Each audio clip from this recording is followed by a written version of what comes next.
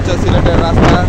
সিলেট কিন্তু আসলে রাস্তাগুলো কিন্তু খুবই সুন্দর, কিন্তু আসলে আমরা যে এক্সপেকটেশনটা নিয়ে আসি ঢাকা থেকে যে সাদা পাথর দেখবো, এটা দেখবো, ওইটা দেখবো, ওই রকম এক্সপেকটেশন কিন্তু আসলে ওরকম পাই না ওই স্পটে গিয়ে। কারণ হচ্ছে যতটুকু শুনলাম সাদা পাথর যেগুলো ছিল আগে অনেক বড় বড় পাথর ছিল, এগুলো একটা সংঘবদ্ধ চোরের একটা গ্রুপ আছে, ওগুলা বিভিন্ন ট্রলার অথবা বড় জাহাজ নিয়ে ওগুলা চুরি করে রাতে অথবা বিভিন্ন সময়। এগুলো আসলে কোনো পুলিশের আইন শৃঙ্খলা বাহিনী বা অন্য কেউ টহল দেওয়ার মতো কেউ নাই এই চুরি ঠেকানোর জন্য, যার কারণে ওইখানে বড় বড় যে পাথরগুলো ছিল আগে সেগুলা এখন আর ওরকম নাই, আছে ছোট ছোট পাথর।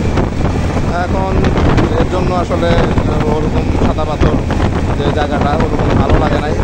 জাস্ট ঠান্ডা পানি অনেকে গেছে,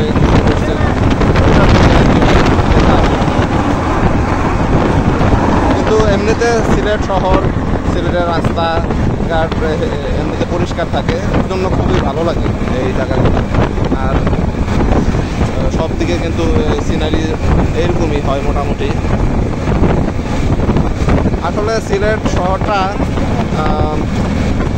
সিলেটে থেকে ইন্ডিয়াতে বড় বড় পাহাড়গুলো দেখা যায়, ওগুলাই সবচেয়ে বেশি সুন্দর। এখানে ইন্ডিয়ার পাহাড়গুলো দেখে সিলেটে আসলে মানুষ আসে হচ্ছে ওই সিলেটের ইন্ডিয়ার বড় বড় এই পাহাড়গুলো দেখতে।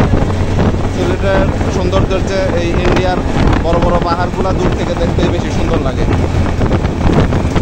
তো গাইস, যারা সিলেট ভ্রমণ করবেন ওরকম এক্সপেকটেশন নিয়ে আসবেন না যে আহামরি যেভাবে শুনেছেন যে